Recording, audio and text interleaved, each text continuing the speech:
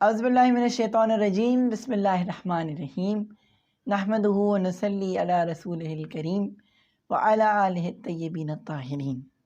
First of all, I welcome all of you today on my video. And today, as you have seen the topic, it's a topic that is very close to my heart because I beforehand has seen, and since I am also a 17-year-old teenager, I can relate extremely, and I wanted to talk about this sensitive topic that a lot of people are, especially teens, are suffering from devastating consequences because of simple change of mentality. I remember once that Albert Einstein, who was regarded as one of the most smartest people to have ever lived on earth, said that if you judge a fish by its ability to climb a tree, it will live its whole life thinking that it's useless. Now, this quotation is extremely realistic and it applies to our daily lives due to the fact that we are living inside of the age of information, the era of information. All of the information that is available, it is available on your fingertips. Whatever topic you may desire, you can just go and click on Google and it will give you that topic, and it will be extremely easy for you to get what you want with references, which wasn't possible around 50 to 100 years ago. It was very hard to acquire the knowledge that one wanted. After the Industrial Revolution, the world's pace changed. Before this, we wanted pioneers, we wanted researchers, we wanted people who would innovate the lifestyle in which we are living. But after the Industrial Revolution, the elites of the world decided that what we need are not pioneers, are not thinkers, are not intellectuals, but rather what we need are laborers. So they designed this great and grand scheme, which resulted in a global world order, which resulted inside of this global world order through which everyone is being treated alike. Now, the problem this holds right now is that there is a teenager who is currently studying in, well, how should I say, 9th, 10th, 11th, 12th grade. He has just reached and has just got his hands the first degrees that he can possibly get.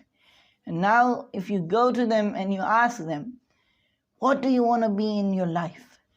Where do you see yourself in 10 years? Around 90% of them are going to give you the similar answer, which is that, I don't know where I might end up. I haven't planned anything yet. And to see that with a clear perspective, it is a great discouragement of a human brain. And it is all thankful and it is all credited to our current education system, through which a child who is around the age of 2.5, 3, enters a kindergarten. He goes on studying and studying and studying, and he gets into the first grade, then 9th, then 10th, then 11th, then 12th, and so on and on and on and on. Now what happens is that kid, that child, that mind which asked questions, which sparked creativity, that has been created by Allah to change, to do something in this world. He comes on the academic ladder and he climbs and climbs and climbs, and he is being pushed. He's being pushed by peers. He is being pushed by society. He is being pushed by his parents to go and climb higher and higher and higher and higher. But the problem is that no one lets that kid ask questions. As a teenager myself, I realized that very little amount of teenagers or very little amount of young adults ask themselves that why am I studying? What is the purpose of all this hassle? Where do I want to be? Well, the problem is that from a young age, no one lets you explore yourself. Allah has created you. Allah has given you a particular talent, a talent that is so exclusive and so unique, which is embedded inside of you, and it is your biggest gift. But our current culture, our current society doesn't let anyone move. It doesn't let anyone go ahead and see and explore itself that what it really wants. What is the talents inside of their children? What is he really supposed to be? It may come as a surprise, but let's take an example. Cristiano Ronaldo and Lionel Messi are one of the best footballers that have ever touched the football field. They're majestic over the ball. Everyone loves them. Everyone sees them. Everyone adores them. The people look up to them and say, oh my God, how successful are they? But for an instance, for a moment, if you imagine, if Ronaldo and Messi were given degrees of Harvard and MIT in the subject of engineering or medical, would you expect them to be the same they are today? Perhaps not. Because they weren't meant to be doctors. They weren't meant to be engineers. They were meant to be footballers. That was their skill. If you imagine that there is a child who loves to create art, he loves to draw, he loves to paint, he loves to craft pottery with his hands, and you take him and you put him inside of a medical university, would you expect that he will become a productive doctor? Now, don't get me wrong. I'm not talking about that people are not supposed to be doctors and engineers. They are and they can be whatever they want. But this is the main point.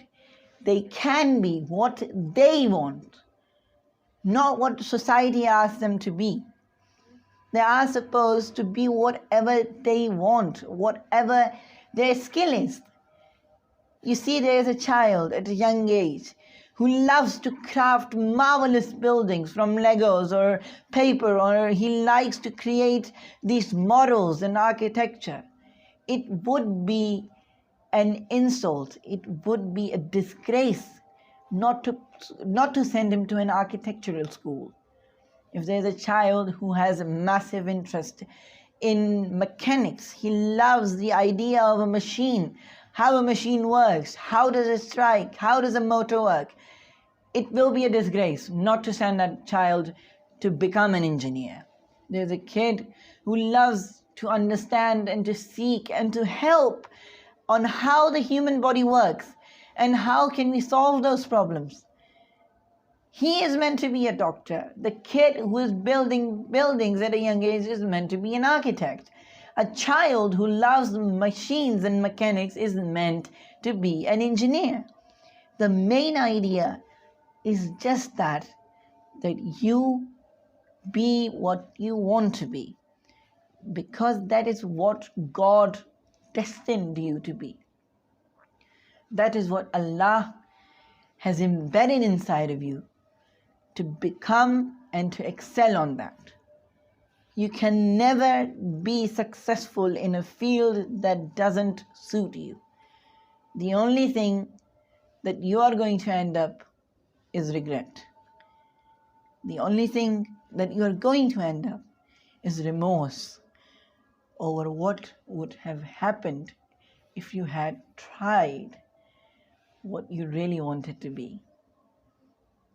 Now, the most important question to ask oneself And it is not just about teenagers or young adults.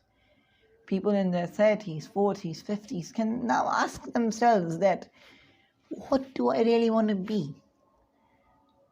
What am I supposed to be? Thank you and have a nice day.